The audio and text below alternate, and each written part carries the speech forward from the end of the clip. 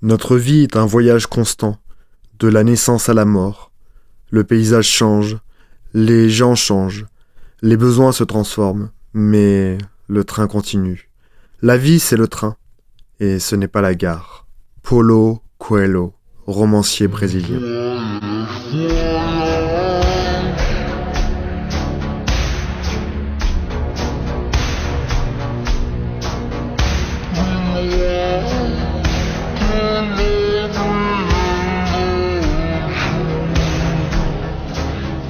Ouais, à part quelques pays autour de la France, pas grand-chose à signaler. En fait, j'ai jamais beaucoup voyagé. Les histoires racontées, aventures, expériences de mes amis semblent toutes plus incroyables les unes que les autres. Sauf celle des pèlerinages en Thaïlande pour se faire tailler les glandes pour des enfants en offrande. Enfin bon, hors sujet. Non, je parle bien de cet ami qui un jour a choisi de vivre cette aventure. Puis il revient quelques mois après avec une longue barbe et un bonnet péruvien. C'est plus la même personne même. Il a rencontré des paysages à couper le souffle, grimpé des montagnes, dormi dans des huttes, yaourts, arbres, tipis, goûté à différents plats, expérimenté certaines traditions, voire certaines drogues chamaniques. Bref, des populations variées avec un mode de vie déstabilisant pour un occidental. Puis, je lui ai demandé. Ah, eh bien, sont différents, accueillants, te transforment pour découvrir la nature et ses richesses, l'équilibre vert.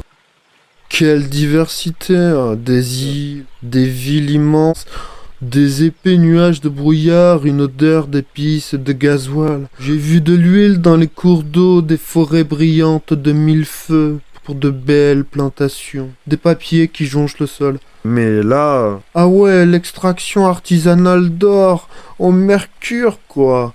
Des usines à charbon, y a même des bouddhistes en tenue traditionnelle qui jouent à Candy Crush avec des smartphones.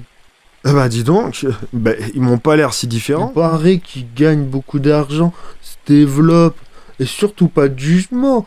Nous, occidentaux, on a toujours fait ça, il paraît. C'est ce qu'ils me disent. Enfin, ce sont parfois des cadeaux qu'ils nous offrent en échange de quelques parcelles. Ils nous parlent de greenwashing. C'est à la mode, il paraît. Mais alors... Ah oui, et attention, il y a des pays où c'est la guerre, des politiques corrompus, paraît-il, qui reçoivent des cadeaux d'associations pour des puits d'eau, des écoles pour les enfants, des armes pour des génocides. C'est-à-dire ? Il n'y avait pas que ça, car il y avait des villages peuplés d'irréductibles sauvages qui résistent encore et toujours à l'envahisseur. Et la vie n'est pas facile pour les garnisons d'entrepreneurs précontraints des camps retranchés de Indianarium, Chinarum et Petit Bangladeshum. T'as l'air triste tout d'un coup. Eh bien, je dois t'avouer, je suis un peu désemparé, coincé entre ces beautés à l'état pur, ces paysages immenses, ces peuples qui vivent en harmonie avec la nature. Puis ce mélange étrange de puanteur, de pollution et de construction de gratte-ciel. Je suis rentré de voyage, je ressens comme un sentiment de tristesse. J'étais parti dans ce grand voyage autour du monde. Et finalement, j'y ai vu le reflet de moi-même, notre humanité, et puis nos travers. C'est-à-dire ? Il y a du bon et du mauvais, en fait.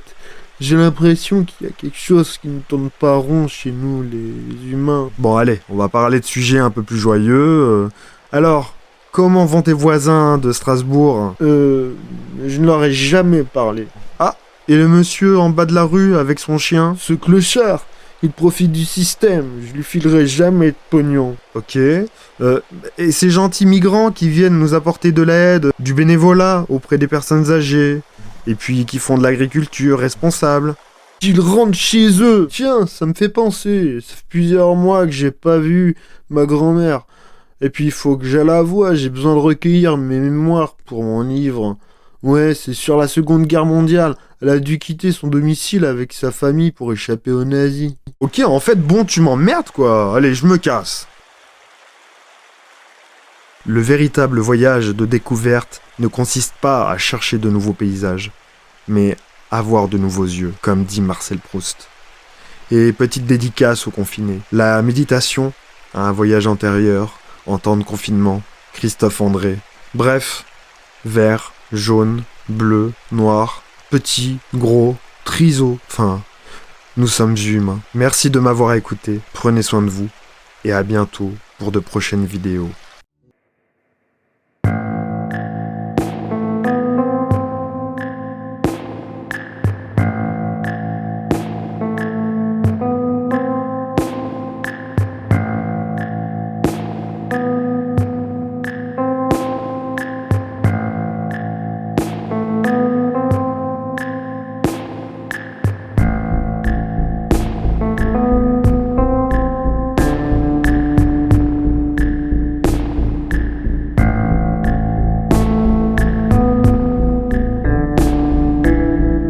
Évidemment, il y a des choses qui sont superbes avec les voyages.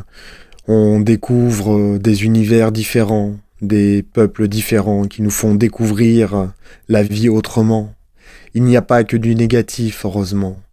On voyage et le voyage est quelque chose d'enrichissant, enrichissant pour nous.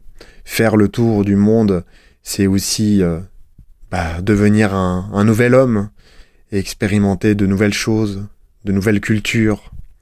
C'est aussi voir la Terre avec ses paysages magnifiques, sa variété et diversité. Enfin, voilà. Bien sûr, il ne faut pas voir non plus tout en noir. Même si j'adore le noir.